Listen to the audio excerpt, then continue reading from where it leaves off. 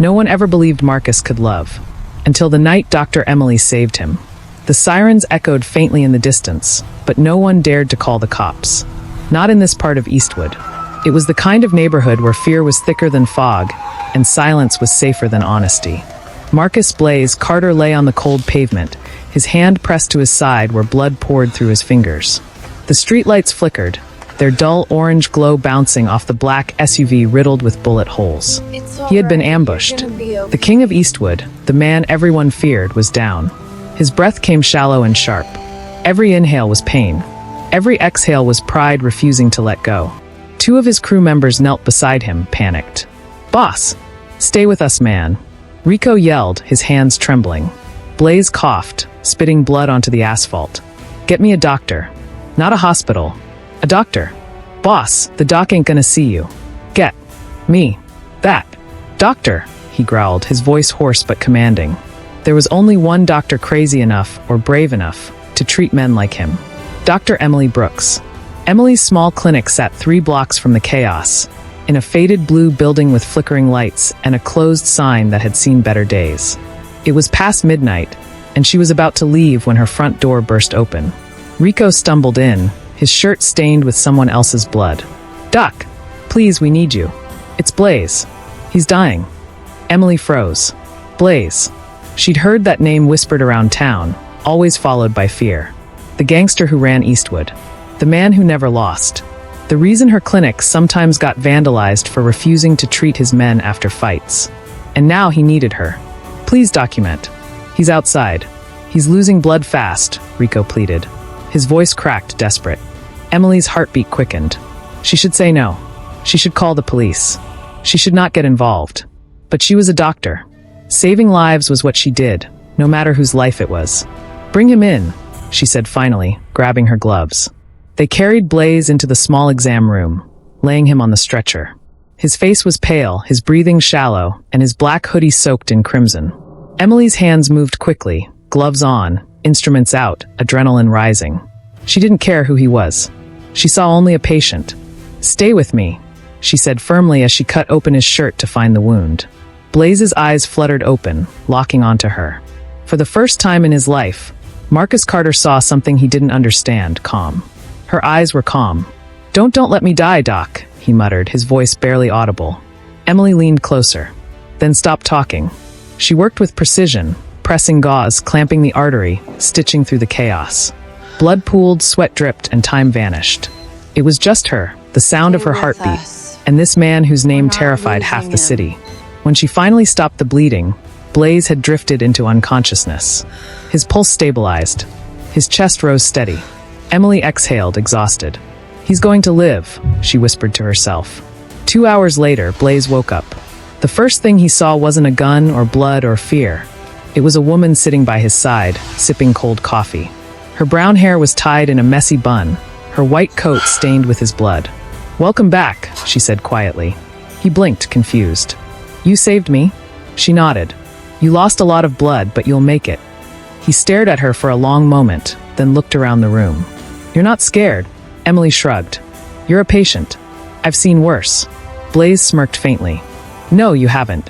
There was something strange in that moment, an unspoken tension neither could name.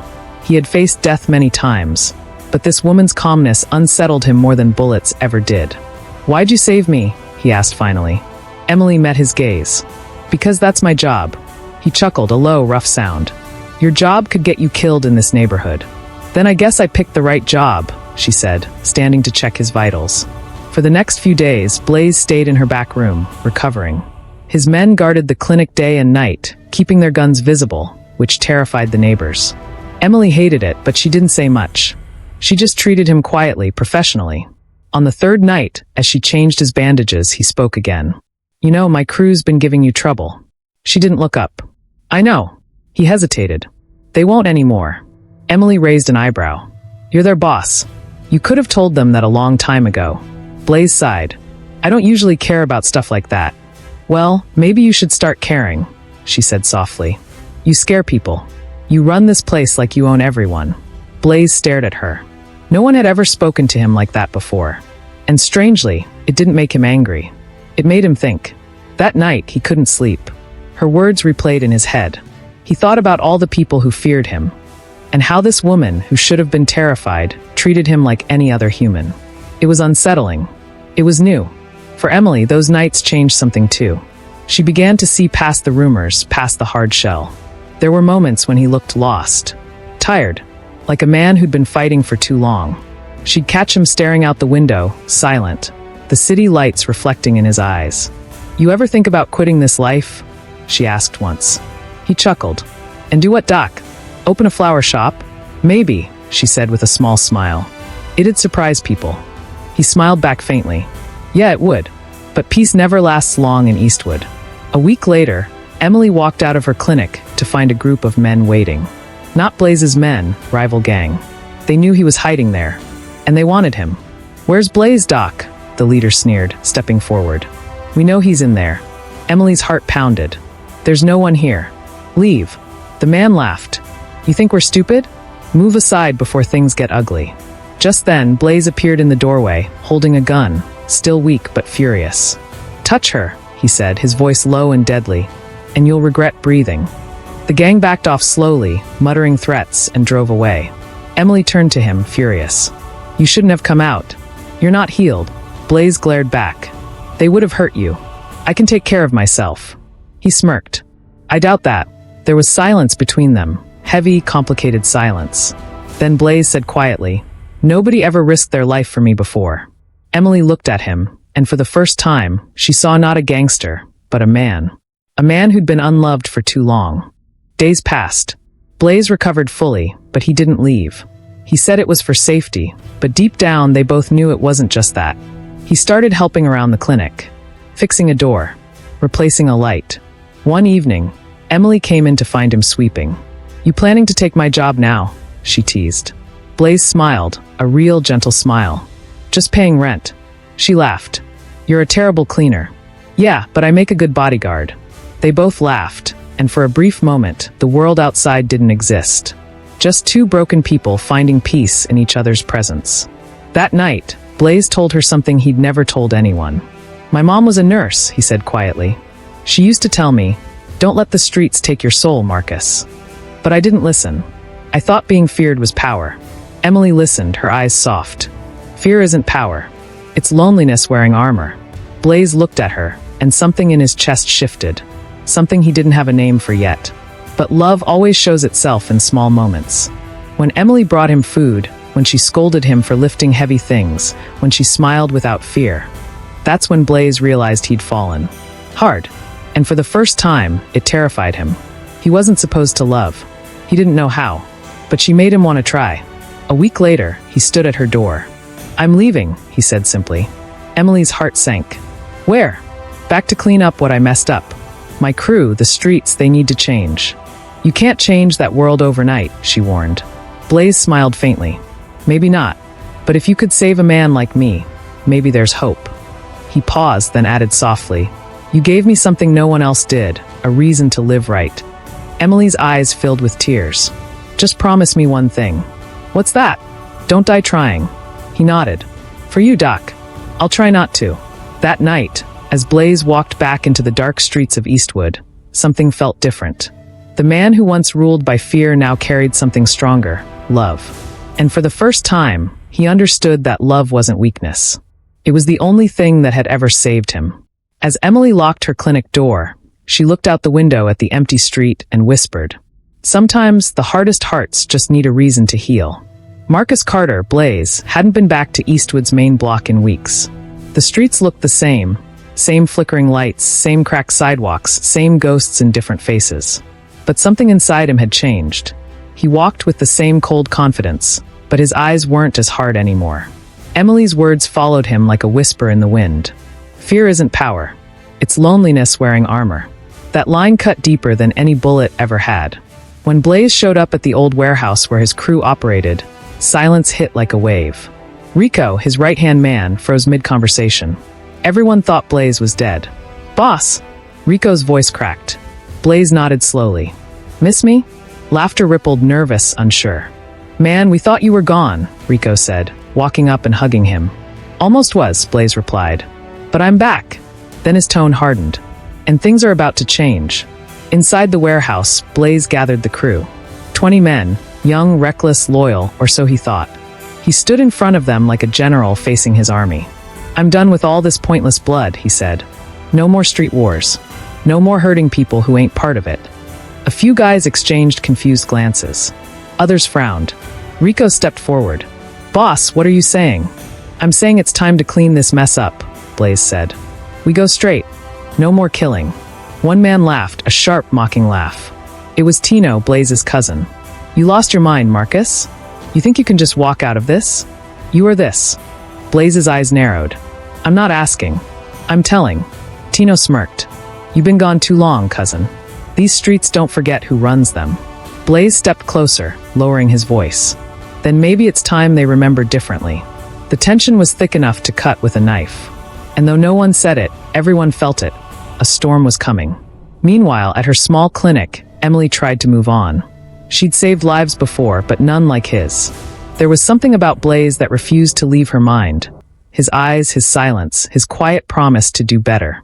Sometimes she'd catch herself looking at the chair he sat in, or hearing his voice when the room got too quiet. It was ridiculous, she told herself. He was a gangster trying to become a better man. She was a doctor trying to forget. But love doesn't care about logic. It grows in the unlikeliest places, between blood and bandages, fear and forgiveness. A week later, she got a call that made her heart race. A man's voice said, "Doc, it's Rico. Blaze needs you." Her first thought was, not again. Her second was, where is he? Rico gave her an address, an abandoned garage at the edge of the city. When she arrived, she found Blaze sitting on a stool, bruised but alive. "I told you not to die trying," she said sharply, storming over. He gave her a tired grin. "Guess I didn't listen well." Emily sighed, cleaning his cuts. "You're lucky these wounds aren't deep." Blaze winced. "Tino's been pushing back. He thinks I'm soft." "Because you want peace?" she asked. "Because I don't want blood on my hands anymore," he said quietly. "But that's weakness to them." Emily paused. "Maybe they're scared of what they don't understand." He looked up at her. "And what's that?" "Change," she said softly. "People fear it more than anything." He smiled faintly. "You sound like my mother." She must have been wise. She was. I just never listened, until now. As Emily packed her things, Blaze stopped her. "You don't have to keep coming when we call. It's dangerous." She looked at him, unfazed. "You think I scare that easily?" Blaze chuckled. "You should." "I don't," she said. "Someone has to look out for you while you're trying to save the world." He stared at her, speechless. There was something about her courage, quiet, unwavering, that humbled him. She wasn't fearless. She was just brave enough to care. That night, after she left, Blaze sat alone in the garage. He replayed every moment since that night she saved him. And he realized something painful. Love was making him see what he'd been blind to for years. The fear he spread. The homes he broke. The kids who grew up thinking violence was survival. He whispered to himself, "I can't fix it all, but I can start somewhere." Days later, Blaze began doing something no one expected. He used his money, dirty or not, to fix what the city ignored. He paid for repairs at a local shelter. He donated food under fake names. And one afternoon, he even showed up at Emily's clinic with new medical supplies. She looked shocked. "What's all this?" "Call it a thank you gift." "Marcus." "Blaze," he corrected with a smirk. She smiled. "Marcus sounds better." He hesitated, then said softly, "Haven't heard anyone call me that in years." It felt strange, human, real. But the streets don't let go that easy. One evening, Blaze got a message that changed everything. It was from Tino. "We need to talk. Come alone." Rico warned him not to go, but Blaze did anyway. He wanted peace. He wanted closure. The meeting was at an empty parking lot.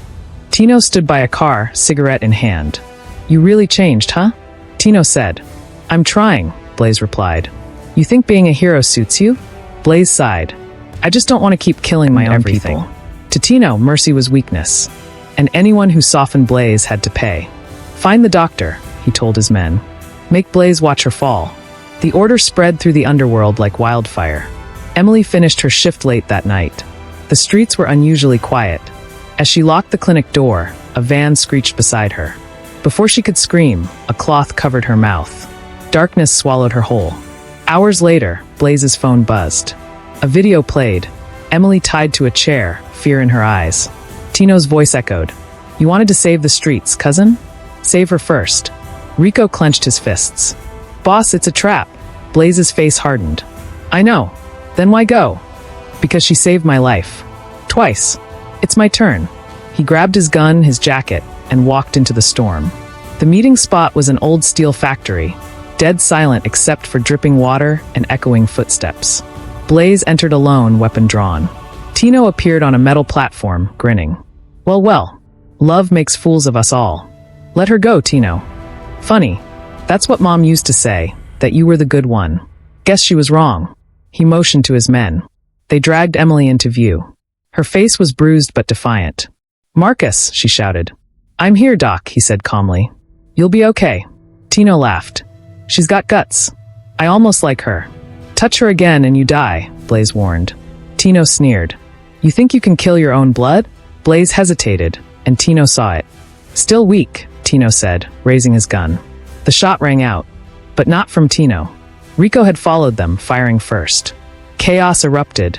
Bullets flying, metal clanging, shouts echoing through the factory. Blaze dove toward Emily, cutting her ropes. Run, he yelled. I'm not leaving you, she screamed back. He pulled her behind a steel beam as gunfire cracked overhead. You shouldn't have come, he said through gritted teeth. You shouldn't have made me care, she shot back. For a heartbeat, they stared at each other, love and fear clashing in the dark. Then Blaze moved. Fast. He took down 2 men, then faced Tino again. You had everything, Tino snarled. Power, money, and you threw it away for her. Blaze's voice was calm. I didn't lose anything. I found myself. They fired almost simultaneously. Tino's bullet grazed Blaze's arm. Blaze's shot hit true, not to kill, but to stop. Tino fell, clutching his shoulder, stunned. You won't change anything, he spat. Blaze looked down at him. Maybe not, but I changed me. That's enough. The police arrived minutes later, called anonymously. For once, Blaze didn't run. He dropped his gun and turned himself in. Emily screamed. Marcus, no. He smiled softly. It's okay, document. This time, I face it right. They arrested him quietly. As the cops led him away, he whispered, Don't stop believing in people like me. She nodded through tears. I never will. Emily visited the correctional facility every week. Blaze looked different, clean-cut, calmer, alive. He taught literacy classes to young inmates, told them his story, and ended each one with the same line. The streets don't raise kings. They bury them, unless you choose to rise. Emily would listen, proud and quiet. One day, as their visit ended, she said, You kept your promise. He smiled. You did too. Which one? You kept healing. After a year of cooperation and testimony against Tino's syndicate, Blaze was released early. He didn't go back to Eastwood. Instead, he opened a small community center, right beside Emily's clinic. They worked together, she treating bodies, he healing hearts. And though their love grew slowly, it was real. No more secrets. No more fear. One evening, Blaze stood on the clinic's porch, watching kids play outside. Emily joined him, smiling. You ever think about how far you've come? She asked. He nodded. Every day. She touched his hand. You know, you could have died that first night. He looked at her with a soft grin. Yeah, but then I wouldn't have met the doctor who saved my life twice. As the sun set over Eastwood, Blaze whispered, almost to himself. Funny thing about love, it's the only bullet that can kill your past and heal you at the same time. Emily smiled, leaning against him. And sometimes, she said, you have to save someone to remind them they're worth saving. They stood in silence, the gangster and the doctor. Proof that even the hardest hearts can learn to love. The streets had grown quiet in Eastwood. No gunshots in the night. No corner crews. No whispers of war. For the first time in years, peace had a name, Blaze. People who once feared him now greeted him with respect.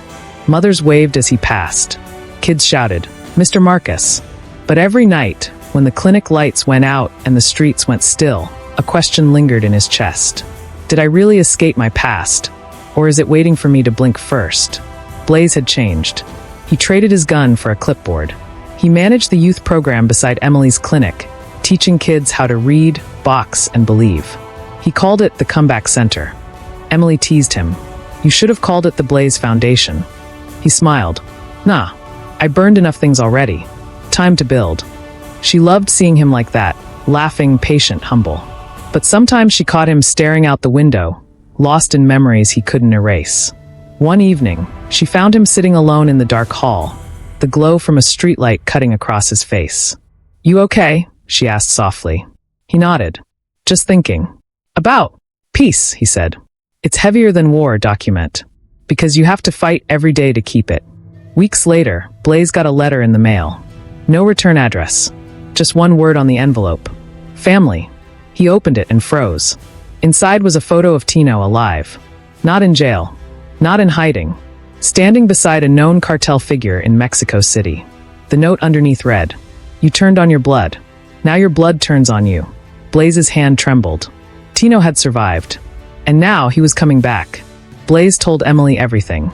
She wanted to call the police immediately, but Blaze stopped her. "This isn't a police thing," he said. "It's personal." Emily frowned. "You promised me you were done with that life." "I am," he said. "But if I don't deal with this, he'll come for us, for you."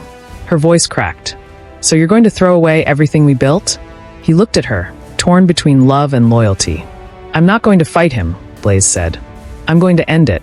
That night, Blaze called an old friend, Rico. He hadn't seen him since the raid that sent Tino to prison. Rico showed up wearing a new badge. He'd joined the police. "Never thought I'd see the day," Blaze said. Rico grinned. "Guess we're both reform projects." When Blaze told him about the letter, Rico's face darkened. "Blaze, listen. Tino's been working with the Vega cartel. If he's back, he's not alone. You can't handle this yourself." Blaze crossed his arms. "I'm not killing him, Rico. I'm stopping him." Rico sighed. "Then let me help. Legally this time." 3 days later, Tino struck first.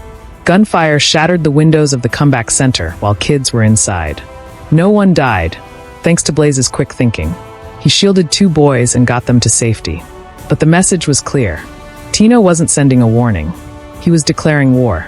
The police couldn't find him. No records, no fingerprints, no trace. It was like chasing a ghost. Emily was shaken. "Marcus, this has to stop," she said. "He's not after you anymore. He's after your peace." Blaze looked at her and whispered, "Then I'll give him mine, if it means protecting yours." Blaze met Tino where it all began. The old steel factory, now abandoned and half-collapsed. The same place where blood had once bought redemption. Tino was waiting, leaning against a pillar, smiling like the devil he'd become. Well, the preacher of peace himself. Blaze's jaw tightened. "You don't have to do this." Tino laughed. "You think you can walk away from blood? From me?" He stepped closer. "You took my family, my crew, my life. Now I take yours." Blaze shook his head. "No, cousin. I took myself back." Tino raised his gun. "Then let's see if your peace can stop a bullet." Blaze didn't reach for his weapon. He just stood there, unarmed, looking his cousin in the eye. "If killing me gives you peace, do it. But it won't bring back what we lost." Tino hesitated. Just for a second. Enough for Rico's team to move in. "Police! Drop your weapon." The room erupted, sirens, shouts, chaos. Tino spun, trying to escape, but Blaze lunged forward, grabbing his arm. "Enough!" Blaze shouted. "It ends here." They struggled, brother against brother, blood against blood, until the gun went off. Silence. Tino stumbled back, clutching his chest. He looked down at the blood on his hand, then at Blaze. "You still think you're the good one," he whispered. Blaze held him as he fell. "No," he said softly. "Just the one who learned too late." Tino's eyes went dim, and Blaze's tears fell on the cold concrete. Weeks later, Eastwood gathered at the comeback center. They planted a garden where the bullets had once flown. Flowers instead of fire. Emily spoke first. "Peace isn't about forgetting who you were. It's about forgiving who you couldn't be." Blaze listened quietly, his arm around her shoulders. The kids played nearby, laughing. The same kids he'd once warned to stay off the streets. Now they called him Coach Blaze. One night, Blaze and Emily sat outside under the old neon sign that flickered over the clinic. "You think the streets will ever forget me?" he asked. Emily smiled. "They don't need to. They just need to remember what you became." He took her hand and whispered, "If peace had a price, I'd pay it all again." She leaned her head on his shoulder. "Then maybe," she said, "you finally earned it." They sat in silence, watching the lights of Eastwood, no longer red or blue, just calm and golden. Some men die to escape their past. Some run forever trying to forget it. But a few, like Blaze, face it, forgive it, and turn it into something the world can believe in again. The streets never changed for him. He changed for the streets.